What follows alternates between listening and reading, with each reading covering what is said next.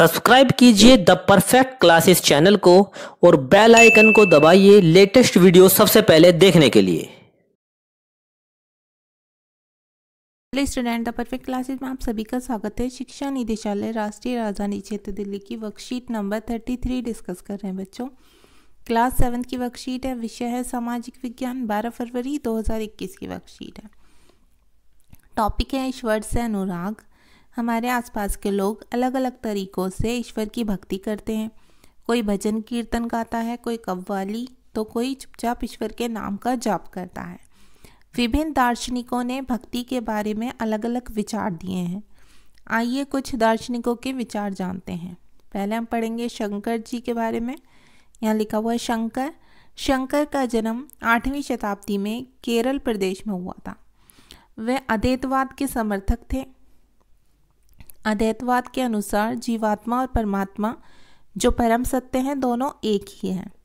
उन्होंने ये शिक्षा दी कि ब्रह्मा जो एकमात्र या परम सत्य है वह निर्गुण और निराकार है। शंकर ने हमारे चारों ओर के संसार को मिथ्या या माया माना और संसार का परित्याग करने अर्थात संन्यास लेने और ब्रह्मा की सही प्रकृति को समझने और मोक्ष प्राप्त करने के लिए ज्ञान के मार्ग को अपनाने का उपदेश दिया। अब बच्चों हम रामानुज के बारे में पढ़ते हैं। रामानुज 11वीं शताब्दी में तमिलनाडु में पैदा हुए थे। रामानुज ने विशिष्टताद्वैत के सिद्धांत को प्रतिपादित किया। विशिष्टताद्वैत के अनुसार आत्मा परमात्मा से जुड़ने के बाद भी अपनी अलग सत्ता बनाए रखती है। वे विष्णु भक्त अलवार संतों से बहुत प्रभावित थे। उनके अनुसार मोक्ष प्राप्त करने का उपाय विष्णु के प्रति अनन्य भक्ति भाव रखना है। भगवान विष्णु की कृपा दृष्टि से भक्त उनके साथ एकाकार होने का परमानंद प्राप्त कर सकता है। रामानुज के सिद्धांत ने भक्ति की नई धारा को बहुत प्रेरित किया जो परवर्ती काल में उत्तरी भारत में विकसित हुई।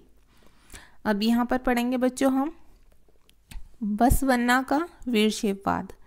तमिल भक्ति आंदोलन और मंदिर पूजा के बीच संबंध के परिणाम स्वरूप जो प्रतिक्रिया हुई वह बसवन्ना और अल्लमा प्रभु और अक्कमहादेवी जैसे उसके साथियों द्वारा प्रारंभ किए गए वीरशैव आंदोलन में स्पष्टता दिखलाई देती है। यह आंदोलन 12वीं शताब्दी के मध्य में कर्नाटक में प्रारंभ हुआ था। वीरशैवों ने सभी व्यक्तियों की समानता के पक्ष में और जाति तथा नारी के प्रति व्यवहार के बारे में ब्राह्मणवादी विचारधारा के विरुद्ध अपने प्रबल तर्क प्रस्तुत किए। वे सभी प्रकार के कर्मकांडों और मूर्ति पूजा के विरोधी थे। दर्शन शास्त्र जीवन के अर्थ व मतों से संबंधित विचारों का अध्ययन दर्शन शास्त्र कहलाता है। दार्शनिक शब्द फिलॉसफ शब्द से आया है जिसका अर्थ है ज्ञान से प्रेम करने वाला। कर्मकांड पूजा यज्ञ आदि से संबंधित धार्मिक कर्म। गतिविधि दी हुई है बच्चे यहाँ पर शंकर और रामानुज के विचारों के बारे में कुछ और पता लगाने का प्रयत्न करें। तो इसका आंसर आप लिखेंगे एक्टिविटी 1 में। पहला आप शंकर के बारे में लिखेंगे। उनका जन्म 8वीं शताब्दी में केरल प्रदेश में हुआ था। उनके मुख्य विचार थे, पहला पॉइंट डालकर लिखेंगे, वे अद्वैतवाद के समर्थक थे जिसके अनुसार जीवात्मा और परमात्मा दोनों एक ही हैं। सेकंड पॉइंट डालकर लिखेंगे बच्चों, उन्होंने शिक्षा दी कि ब्रह्मा जो एकमात्र या परम सत्य है वह निर्गुण और निराकार है। ठीक है, यहाँ तक सेकंड पॉइंट हो गया। यहाँ से है ये थर्ड पॉइंट।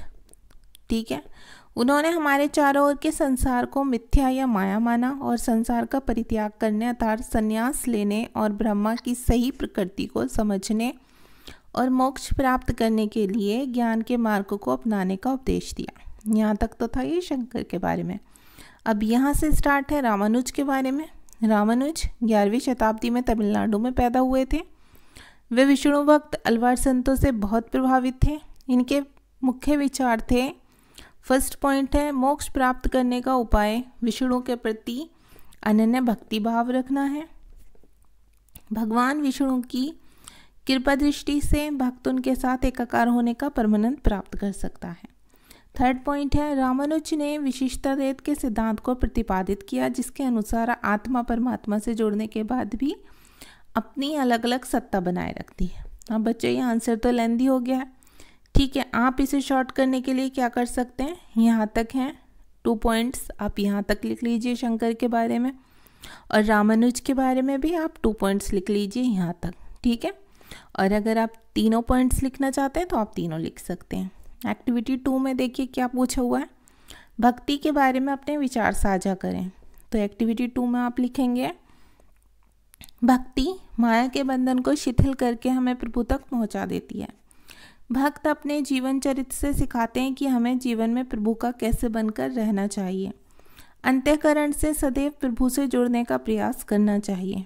प्रभु में श्रद्धा होगी तो प्रभु हमारी बुद्धि को सदैव भक्ति करने की प्रेरणा देंगे। अब क्वेश्चन आंसर देख लेते हैं बच्चों। शंकर किसके समर्थक थे? इसका आंसर लिखेंगे शंकर अद्वैतवाद के समर्थक थे। क्वेश्चन नंबर 2 है, रामानुज किन से प्रभावित थे? इसका आंसर हम लिखेंगे रामानुज विष्णु भक्त तलवार संतों से बहुत प्रभावित थे। क्वेश्चन नंबर 3 है, वीरशैव मत के समर्थक कौन थे? तो उनके नाम लिख देंगे, बसवन्ना, अल्लमा प्रभु और अक्क महादेवी, ठीक है। क्वेश्चन नंबर 4 है, जाति के प्रति वीरशैवों का दृष्टिकोण कैसा था? तो इसका आंसर आप यहाँ से लिखेंगे, वीरशैवों ने सभी व्यक्तियों की समानता के पक्ष में और जाति तथा नारी के प्रति व्यवहार के बारे में ब्राह्मणवादी विचारधारा के विरुद्ध अपने प्रबल तर्क प्रस्तुत किए, ठीक है। ओके, क्वेश्चन नंबर 5 है, अद्वैतवाद विशिष्टतावाद से किस प्रकार भिन्न है? तो इसका आंसर भी वर्कशीट में से लिखेंगे। पहले तो आप इतना अद्वैतवाद के बारे में लिख देंगे हेडिंग डालकर अद्वैतवाद, फिर लिखेंगे अद्वैतवाद के अनुसार जीवात्मा और परमात्मा जो परम सत्य हैं दोनों एक ही हैं, ठीक है। आप चाहे तो एक लाइन और ऐड कर सकते हैं, ये वाली, उन्होंने ये शिक्षा दी कि ब्रह्मा जो एकमात्र या परम सत्य है वह निर्गुण और निराकार है, और चाहे तो यहाँ तक भी लिख सकते हैं, ठीक है, 2 लाइन भी लिख सकते हैं। अच्छा, अब विशेषतावाद में आप क्या लिखेंगे? विशेषताद्वैत के अनुसार आत्मा परमात्मा से जुड़ने के बाद भी अपनी अलग सत्ता बनाए रखती है। 1 पॉइंट्स लिख लीजिए, अगर लिखना चाहे तो इतना और लिख देना, वे विष्णु भक्त तलवार संतों से बहुत प्रभावित थे, ठीक है। 2 पॉइंट्स लिख सकते हैं, 1-1 पॉइंट लिखेंगे तब भी कोई बात नहीं है। ओके स्टूडेंट्स, तो ये आपकी वर्कशीट तो सॉल्व हो गई। अगर आपको मेरी वीडियो पसंद आई है तो प्लीज़ मेरी वीडियो को लाइक करें, शेयर करें, हमारे चैनल को सब्सक्राइब करें। Thanks for watching.